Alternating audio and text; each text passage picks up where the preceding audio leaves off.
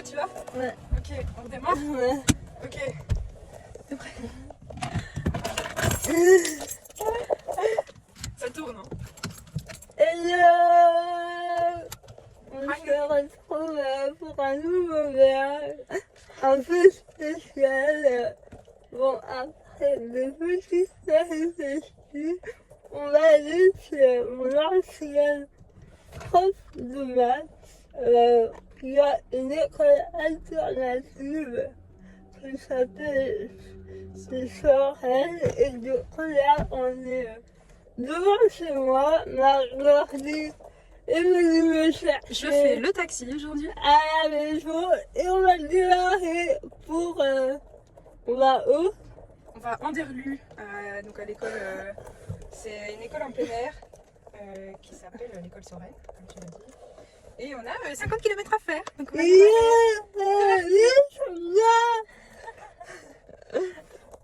en fait. Non, Ça c'est d'or, c'est dancing. non, pour moi c'est pas ça.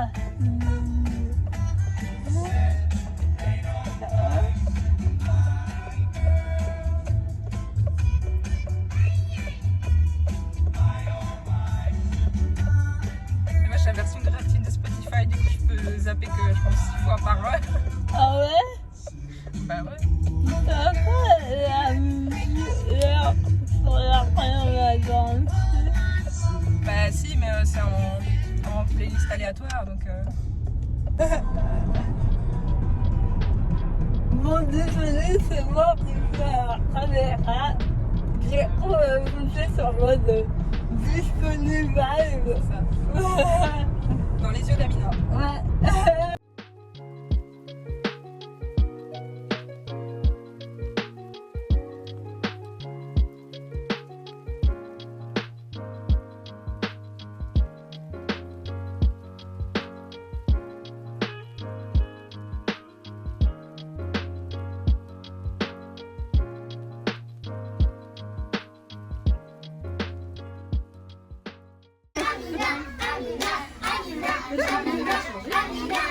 En fait, ceux qu'on fait tous, ça m'a pas mal. Ah non, non, c'est pas Sophie là. Non, non, c'est pas moi. Et voilà, ils t'ont fait un beau. Un bac, c'est cool hein. Pour Vermina.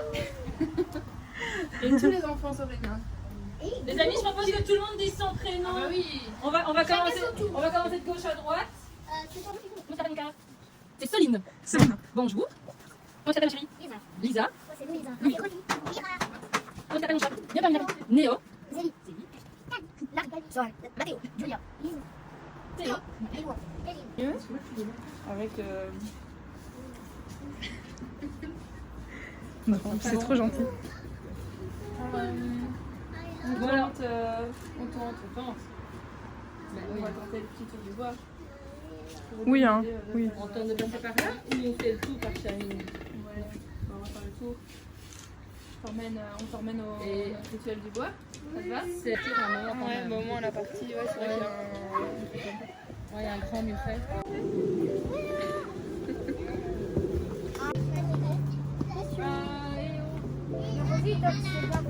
Moi, je fais le câlin à l'arbre pour se connecter à la nature et pour que l'arbre, pour qu'on laisse évader toutes nos pensées négatives, toutes nos énergies négatives et qu'on prenne toutes les énergies positives. C'est pas mal, c'est pas mal.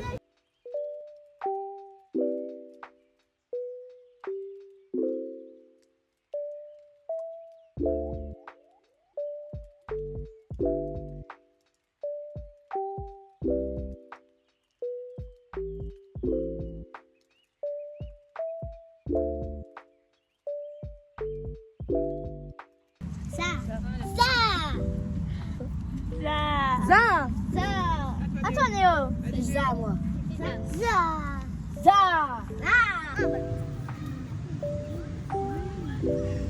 Voilà c'est quoi?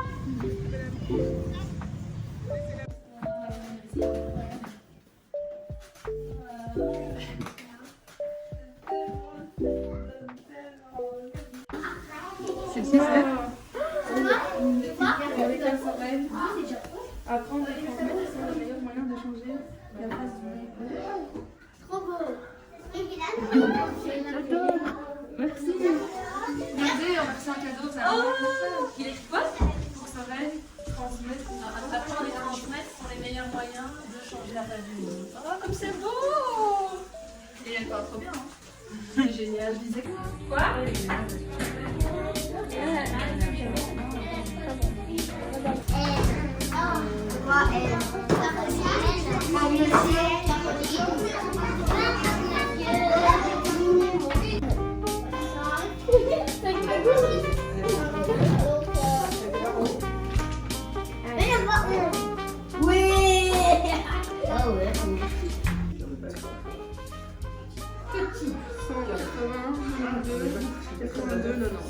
Cœur de bœuf, petit cœur de bœuf. Quoi? Alors, 57? laisse quand tu vas abandonner. Ah bah oui, ça a plus. Ah oui. Parce que si je m'absente, cet élève, te vivre avec moi, je m'absente parce que j'ai une opération du genou. Et après je reviens et tu m'as abandonné, il me fait culpabiliser. Et voilà.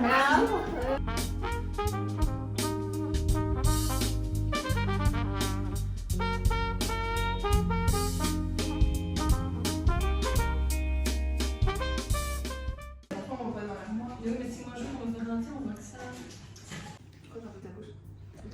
Et donc, Je suis de présenter à la Colombie et aux personnes nous regardent. alors, je suis Sophie Van der Stee, prof de maths, de formation. C'est là où on s'est rencontrés. Et j'ai créé une école, c'est notre 6e année. Donc, je suis maintenant directrice et fondatrice de ce projet. Je suis maman aussi de 2 enfants.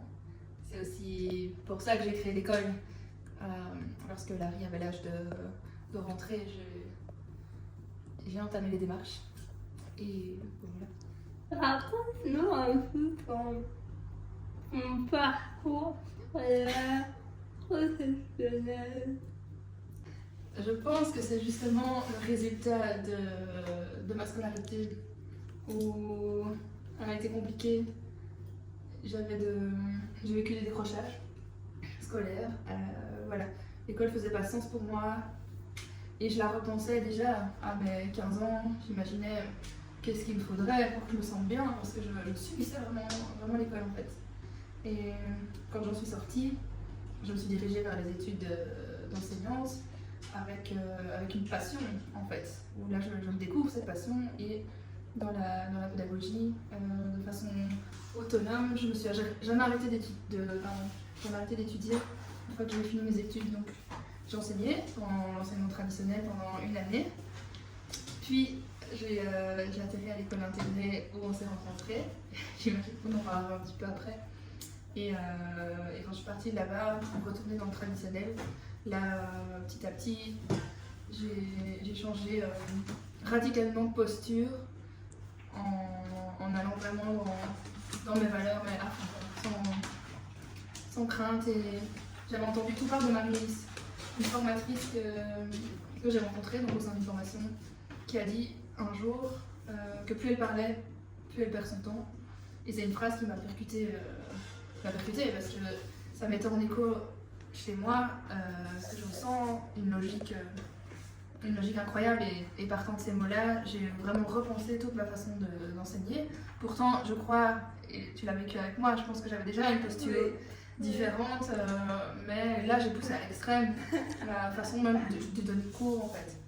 C'est radicalement différent avec mes amis de 16 ans dans un collège tout traditionnel. Et j'ai d'année en année cherché toutes sortes d'astuces pour moi qui suis contre les points. Moi qui suis contre les points,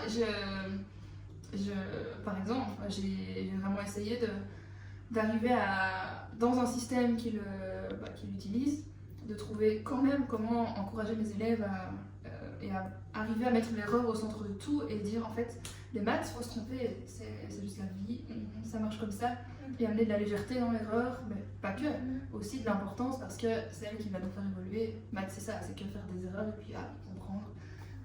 Ça c'était vrai. Justement, tu me raconter comment du pourquoi m'as-tu rencontré, les circonstances de tout à l'autre. Donc voilà, comment on s'est rencontrés, comment on est resté en lien depuis toutes ces années. Donc, je me souviens de cette 4e année dans laquelle tu étais et à cette première heure de cours où je pouvais pas soupçonner que c'était le début d'une amitié qui ne s'arrêterait pas. Mais c'est vraiment ça qui s'est passé en fait, c'est que j'étais à la fois ta prof de maths, mais en fait on a vraiment découlé une amitié et des pendant en fait au fil du temps. Ce qui m'avait marqué chez toi, c'était ta fermeture radicale aux maths. Ça n'était pas possible de rentrer dans cette bulle, il y avait une barrière partout, c'est non, maths, non. Et d'avoir su casser cette barrière, ça a été un combat, mais je suis parvenue. D'ailleurs, en parlant de maths, selon toi, pourquoi Sophie aurait été la première à mettre en lumière mes compétences en maths alors que je n'étais nulle part à l'époque? Comment expliques-tu ces 100% que tu m'avais donné à l'époque? Pourquoi croyais-tu autant à mon potentiel en fait? Tout d'abord, je ne me suis pas trompée et la preuve en est là. Pourquoi? Parce que quand je dirais que ça part de mes convictions les plus profondes, mais à la fois appuyée par des témoignages, des lectures, des pédagogues que j'ai pu rencontrer, énormément de choses. Et par exemple, quand j'ai fait mes études de prof, j'ai dû lire un livre qui s'appelle Échecs et maths de Stella Baruch. Et cette dame démontre en fait dans son livre que ça n'existe pas avoir la bosse des maths ou être nul en maths, etc. Et ce livre, c'était comme une révélation pour moi. J'ai non seulement compris toutes les raisons qui font que les gens croient ça, et qu'en fait ce sont des croyances qu'on se met dans la tête ou qui ont été induites et qu'on doit déconstruire ça. Et donc, partant de cette conviction-là, moi, il m'en faut pas plus, je le sais, c'est scientifique et c'est prouvé, et c'est suffisant pour moi pour aller de front mes élèves et dire ici, tu verras, tu es capable. Et donc le 100%, alors après, plus personnellement par rapport à toi, et le 100%, j'ai bien senti comment tu fonctionnais, j'essayais de me mettre dans ta tête en fait, pour comprendre quels sont tes mécanismes à toi, en dehors d'être une élève casse-pied. J'essaie vraiment de comprendre, voilà, qu'est-ce qui te parle en maths, comment tu raisonnes, trouver un peu ta logique. Est-ce que tu avais déjà cerné que la pédagogie normale ne marchait pas avec moi, comme le système classique j'avais déjà cerné il fallait essayer d'autres moyens pour travailler avec moi. D'autres moyens, je pense que je le fais de façon naturelle. Si ça va pas comme ça, on essaye comme ça. J'ai jamais été, je pense, ou en tout cas très peu, et si probablement qu'au tout début de ma carrière, j'ai clairement reproduit ce avec quoi moi j'ai grandi, et en fait, je vais pas l'autre de le dire, bien sûr, j'ai commis d'énormes erreurs en tant que prof, où je m'en suis beaucoup voulu. Quand j'étais enseignante à l'école intégrée, c'était un peu une école à part entière. C'était pas la même réalité que ce que j'avais vécu moi avant. Et donc, j'ai ressenti à ce moment-là énormément d'adaptation des profs. J'ai rencontré des enseignants qui cherchaient vraiment à s'adapter en fonction de l'un de l'autre. Ça faisait un peu partie du métier. Je ne sais pas s'ils le faisaient tous. En tout cas, les collègues proches que j'avais étaient dans ce raisonnement et dans cette envie de bien faire et de s'adapter. C'est surtout après, quand j'ai redécouvert un peu l'école traditionnelle, où là ça a été confrontant parce que j'avais recommencé un petit peu en tant qu'enseignante comme fonctionne, hein, je veux dire, un enseignement de façon traditionnelle, un côté plus frontal, etc., qui ne me correspondait pas du tout. Je vivais mal d'une part, et de deux, ça faisait aucun sens pour moi.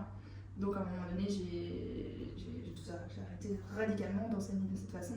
Mais avec l'expérience de l'école intégrée, et quelque part en me rapprochant de ce qu'on vivait en classe, j'ai pu revivre des moments formidables avec mes ados. Pourtant j'en avais 24 et on faisait des maths quoi, dans une ambiance sympa, mais de recherche et de bien-être et de pas ce rapport de force et d'autorité, et surtout les mettre acteurs dans l'apprentissage.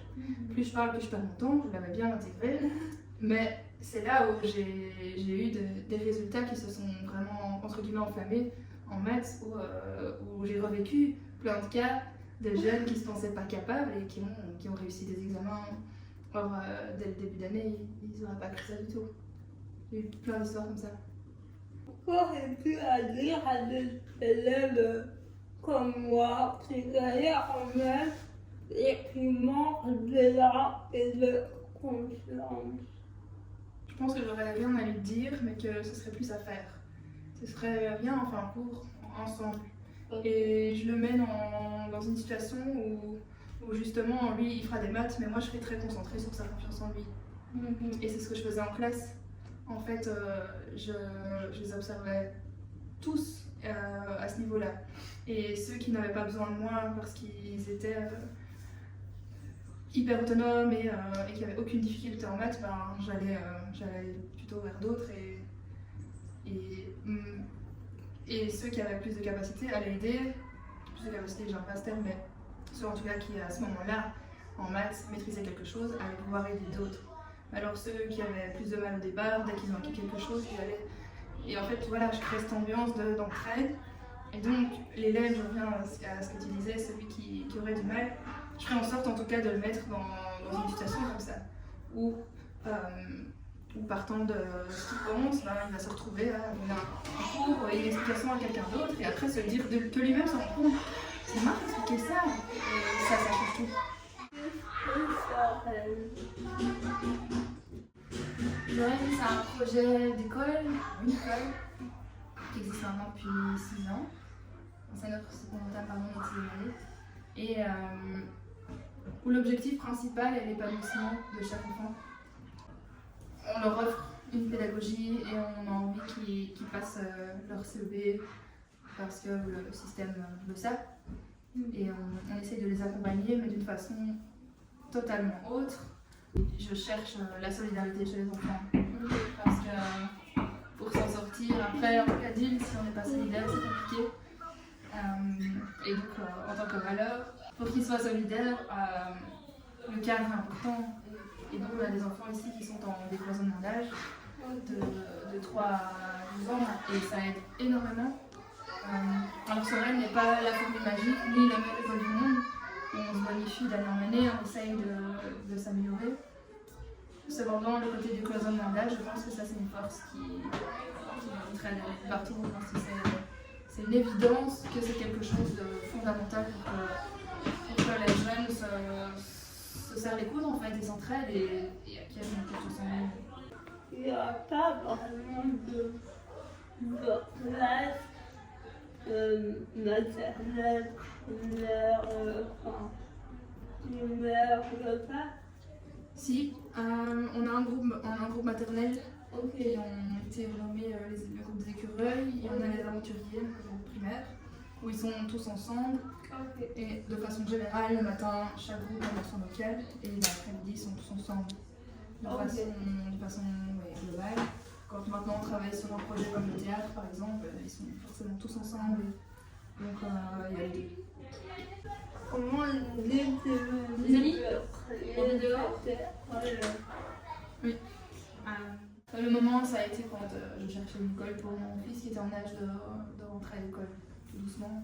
Donc là, ça a été l'élément déclencheur et surtout la prise de conscience. En fait, j'ai vraiment envie d'autre chose pour lui et donc pour lui et pour eux. Donc, ouais, ça, c'est l'élément clé, je dirais. Et finalement, ça a été très vite la création parce que à nouveau prise de conscience. Ça faisait des années que je repensais les systèmes, que je me questionnais sur pourquoi moi je dysfonctionne à ce point, que j'ai ce sentiment de dysfonctionner, que je me sens à chaque fois en permanence à milieu de ce que la moyenne des gens disent. C'était compliqué de me sentir différente en fait en permanence et là ça a été mis en lumière, je comprends mieux, j'ai une vision différente des valeurs, des convictions, tout ça différent, donc je vais créer. Ça n'existe pas, près dans la région, donc je fais. Ok,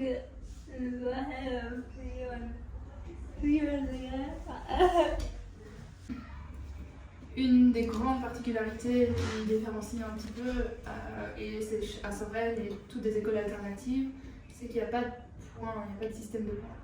Et donc les enfants, ça me fait ton bonheur, mais en fait ça fait le bonheur de la plupart des étudiants, de pouvoir mettre pour de vrai l'erreur au milieu de tout, parce que quand il y a un système de points, c'est faux, on ne peut pas se tromper, le point va venir nous le dire juste après. Donc là, ils ont une épreuve tous les 2 ans, les enfants, l'épreuve il y a les inspections, une épreuve qui est obligatoire.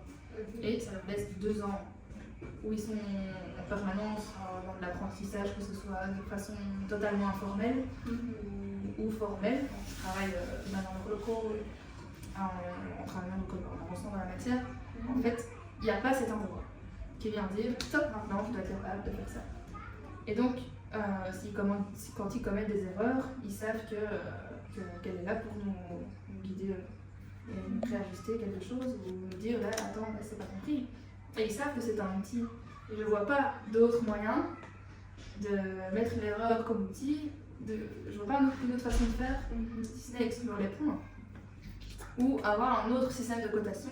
Mais en tout cas, cette façon-là, ça fonctionne pas. Du coup, pourquoi il faudrait d'une certaine manière plus valoriser les efforts que les résultats? Oui, de toute évidence. Parce que, regarde ton parcours, tu as un exemple parmi tant d'autres, tu refusais de faire des maths. C'était pas... Voilà, il y avait une barrière réelle de non, chez moi, c'est pas possible. Et imagine les conséquences qu'il y aurait pu avoir si tu allais d'échec en échec jusqu'à ta réto, que tu aurais parfois un qui redonne pour ça. J'ai été mis par en primaire pour les maths. J'ai fait un secondaire à 14 ans. Du coup, ça aurait pu durer une éternité. Oui. Oui. Et de valoriser l'effort justement. Et si on met les points de côté, et de dire regarde, là c'est où tu te situes au-dessus. Et avant, maintenant tu viens comprendre ça et de voir qu'en fait on gravit les échelons. L'effort va venir nous donner après une impulsion pour vouloir, pour s'ouvrir en tout cas, et ok, je vais essayer de résoudre le problème. Je sais si je peux me tromper, donc c'est ok. Et d'oser, oser se tromper en fait. Je me rappelle en classe qu'on n'avait pas peur de donner les réponses, parce que tu disais toujours, il n'y a pas de mauvaises réponses. Et du coup, on pouvait dire des réponses idiotes, on se sentait vraiment libre de dire leurs réponses. Ouais. Parce que pour moi, il n'y a déjà pas de réponse idiote. Et en plus, si on va du côté de la psychanalyse, chaque erreur en maths est significative. Et dans le cerveau, il y a toutes les explications qui sont là. On peut trouver toutes les explications pour justifier pourquoi on s'est trompé à un moment donné. Et ça, c'est une richesse quand on comprend ça, parce que alors on sait s'en servir. Justement, qu'en reproches-tu au système scolaire actuel avec sa sincérité et France?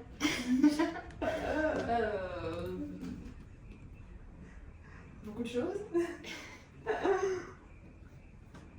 Je reproche qu'on va valoriser justement la mémorisation avant tout le reste. je reproche qu'on mette le bien-être. Je ressens des ambitions de mettre le bien-être en avant, etc. Mais en étant sur le terrain, c'est pas ce que moi j'ai perçu en tout cas. Voilà, je reproche qu'on reste sur des convictions, des croyances qui sont fausses et que les neurosciences vont venir maintenant pour dévoiler. En fait, le cerveau il fonctionne comme ça. En fait, les enfants ont besoin de ça. En fait, leurs émotions, elles existent. Et on est juste des êtres humains et on a juste le droit à ce moment-là. Cet enfant, il est en colère, il n'a pas envie de suivre le cours. Ah ben pour moi, c'est ok.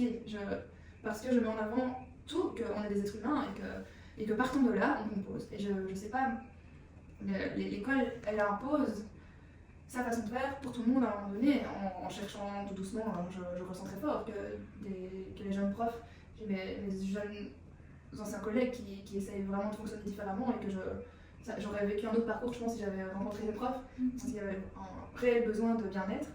Et je le ressens, donc je suis encouragée aussi de me dire qu'un jour ça changera. Mais le système n'est pas en accord, je trouve, avec la société d'aujourd'hui et de demain. Parce que justement, avec tous les problèmes du monde et du climat et plein de choses, l'être humain doit être solidaire et on n'apprend pas ça à l'école. Cela va nous amener à ta vision de l'inclusion. Quelle est ta vision de l'inclusion, que ce soit de personnes en situation de handicap et autres? Est-ce que c'est un aspect qui fait partie de tes valeurs et que tu aimerais promouvoir dans l'avenir? Oui, je t'avoue que je n'ai pas encore étudié la question en profondeur. On va dire que c'est dans ma to-do list.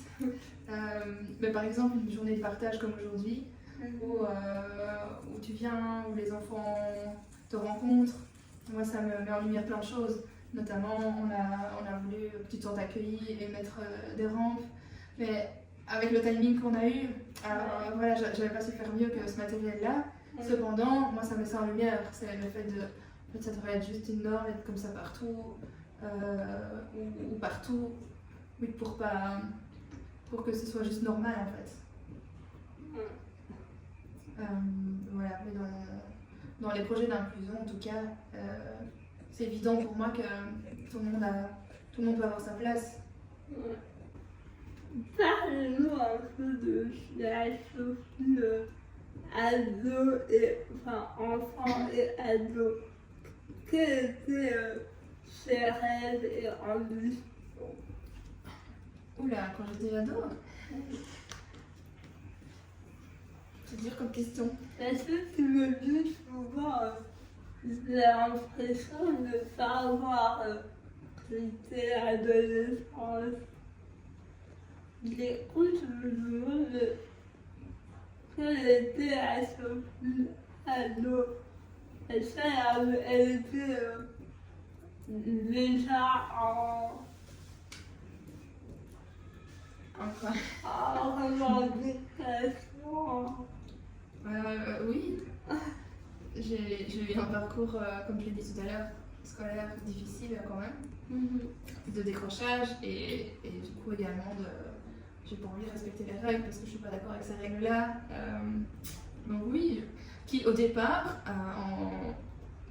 j'ai un peu porté ça quand après j'ai fait mes études de prof, comme j'en étais presque honteuse du parcours que j'ai eu.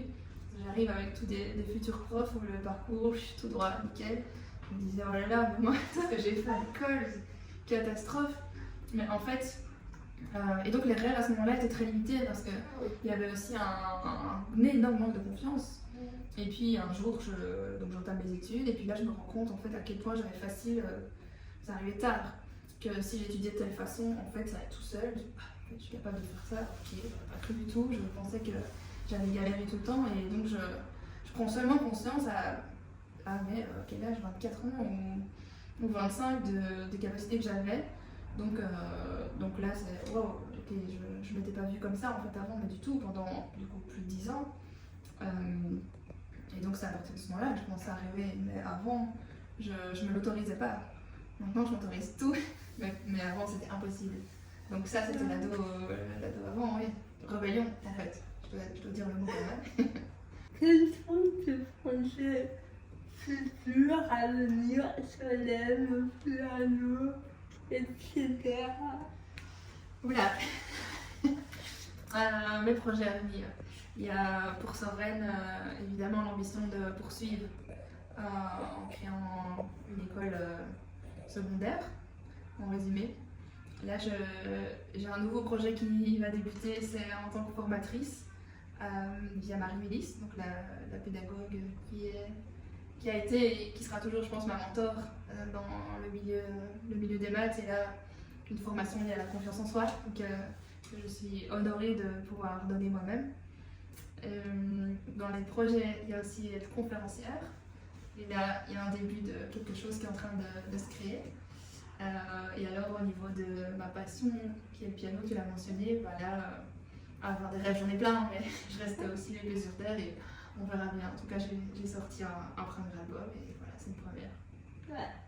D'ailleurs, n'hésitez pas à aller streamer l'album de notre nouvel artiste. Il est incroyable. Alors, une dernière question, et puis je te fous la tête. Qu'aurais-tu à dire à des parents enseignants nous regardent? Oui.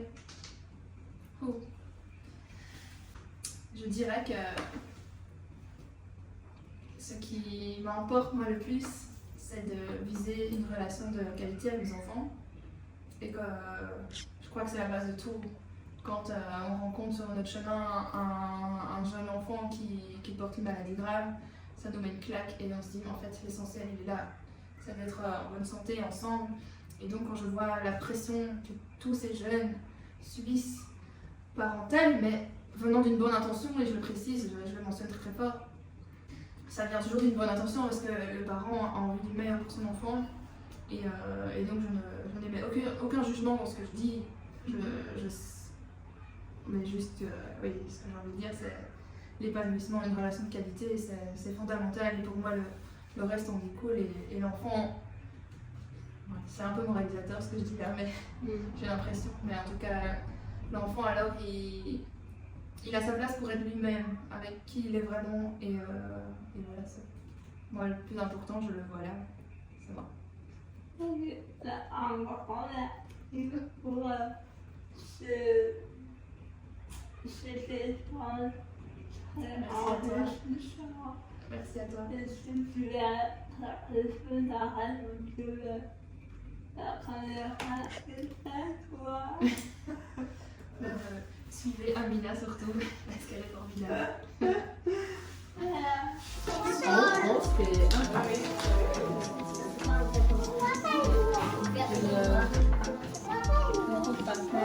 Lui, c'est un même pas qui se retrouve là.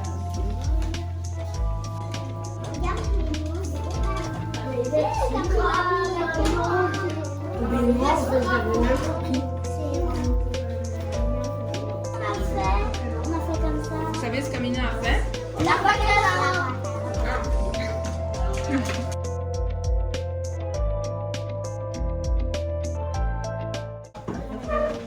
Est-ce que tu te sens épanouie dans ton école?